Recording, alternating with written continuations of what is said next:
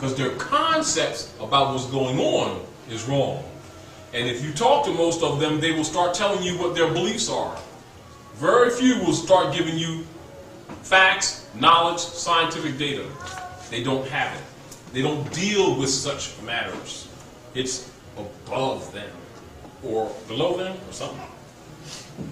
But they don't believe that, so they don't deal with facts. They just deal with emotions. And everybody else makes money off them, lives off them, but they're saved though. You see the problem? Huh? They're destroyed for lack of knowledge, but they think their beliefs is equal to knowledge. See what the problem is? Getting over that mountain with them? This is what makes it difficult for other Asiatics and Africans from other parts of the world to come help civilize these people and get them out of this nigger problem that they themselves keep perpetrating on a civilized world. Because they're believers. They won't grow up. Refuse to grow up. Refuse to give back to them Romans that which is theirs, that Niceno-Constantinopolitan Creed. So they want to keep Caesar's game, but they don't want Caesar to oppress them. Well, guess what? It don't exactly go together like that. They don't want to honor their mothers and fathers, that's their business. But they have no right to talk about rights, because rights don't exist with such beings. You understand? Now, back to make it very clear. Negro Yavera Arebo, troglodyte nigger, is the black chimpanzee monkey. Those are the scientific names for that anthropoid, which proliferates near mostly the Amazon River in Rio Negro, Manaus, United States of America, Brazil. It is that anthropoid which the ancient Moabites, dealing with technology in the Pyramid of the Sun in the Yucatan, Mexico, and did the experiments in Patagonia, which is Argentina, that brought about that hybrid that you call Romans, or the ruddy blonde, that ignorant people call white man, who is not indigenous to the planet, which is why they have difficulty living under the sun, which seeks to kill them. We're clear. They have no land, except we assented Albion to them, which is called Land of the Angles, England. Now you understand what Anglican church is? Anglo-Saxon? All right. Do you understand? Now they were first near the equator, but because the sun was killing them at such a large rate, we gathered together the blue eyes that you hear in the Holy Quran, and we gathered up all the blue eyes. That's it. We gathered them up and took them to the island of the fog, or Patmos, the land of the angles, and placed their lepers behind the rock until their lesions were all white. Do you understand? Now you understand the, how would you say, the tradition of the myth about the leprechaun? Now you understand St. Patrick's Day, Tag Day, running the Moors out of Ireland. Black snakes. Oh, four-leaf clover, the zodiac, four corners, the four gates. Mummers Parade right here in Philadelphia, 32-degree masonry. 2 fingers across the lip like this. Mum is the word. And they would paint their face in blackface. And they'd march from 6th and Moore Street, South Philadelphia to the South Gate, and they'd go north to the North Gate, past the battleground where City Hall sits, and you look at that building, look at the architecture. It's Moorish architecture. And then the parade would end at number 1, northeast corner, Broad Street, the Masonic Hall, Masonic Lodge. See, I've been telling you to your face, but they know you won't pick it up. Do you understand? Huh? It's not hidden, it's in your face, but they know you don't pay attention to things.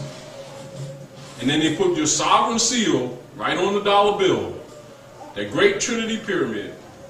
And no one speaks under it, but it is the great seal. And if you turn it upside down, the shadow will make a 7. Seventh seal. Take that dollar bill and turn it upside down and watch the shadow. You notice that the shadow goes underneath the pyramid too? And then it comes up to that acacia bush and you turn it upside down. And it's a 7. Circle 7. That's the 7th seal. Right in your face. All Masons know it. All Jesuits know it. All Knights of Columbus know it. All Knights Templars know it. All Camellia know it. Everybody know it, but those who lost their birthright. Because they think they Negro, Black, and Colton, whatever they are next year, this year, next month, tomorrow. 2 hours from now, whatever. You see it, but you can't tell them nothing because they're saved. But the babies are dying. But they saved though. Do you understand the problem? So therefore, the information must be given in a way that they can comprehend it, in a way that they can use it, that they can function with it, actually, to demonstrate, so they can take strength in it and reclaim their birthright, because no one can do it for them. You can only claim your own sovereignty. No one can make you honor your mothers and your fathers. They can tell you anything. You know, do what you want to do. You got free will. Whosoever will. You don't want it, that's fine, but don't complain. That's all. Just sit back, be a good nigger, and pay them Romans those tithes. It's called Roman tax. That's what tithes are. Ain't got nothing to do with the prophets. That's Valerius, the Roman emperor, who founded the Niceno-Constantinopolitan Creed, which is called in these days Christianity. And it had nothing to do with the Nazarene at all. Period. The murderers of the Nazarene made their political creed and tagged the Nazarene's name to it, altered his name, and the world has been following the Romans ever since. I'm talking about, the devil did this. Yeah, right? He did to the South. That's why the rest of the civilized world don't feel sorry for us. That's why they won't come and tell you these things. Because usually if they tell them the truth, we want to fight them. We'll burn their house down and stuff. We're talking about, I hope your children go down on 295 at lunchtime and play. Because you ain't saved. I don't know if I can talk to you. And so they just set up shop like everybody else, put a glass between them and these savages, and live good like every other civilized human being. Then we get jealous instead of studying and learning. Then tell me it's not true. It's true. It's true. Anyway, back to Pura. The area of land that's called India is Pura. The Moors named it Hindustan. That's where the name Hindi came from, Indian came from, which is why you will find in Colombo's, that's Cristofero Colombo's, not Christopher Columbus. Cristofero Colombo's records, ship logs, that when they came here to the Atlantis Islands, the area that you call Dominica, etc., etc., that they found the same people they found in Hindi. And they called them Hindis. Voodoos, Indians. Indians and Moors are written in history as one and the same, interchangeable. So once you get past 1800, you'll see Indian, Moor, and African used synonymously. Not those people and then the other people, synonymously. It is not until later when they were reconstructing history that they start separating and dividing them, confusing you so that you would not know your social, political tie and authority in the land that your feet are resting upon. And by you denying it, he claims it. And by you using his name, he claims your possession through you using his name, because name denotes possession. That's why they put the European family names on the fallen Moors. For political, corporate reasons, not because they weren't being nice guys. Are we clear? So, this is back to what I was saying to you before. The term Indian, used, designated to the tribes here, come from that false, or you can call it a misassumption, it wasn't exactly that.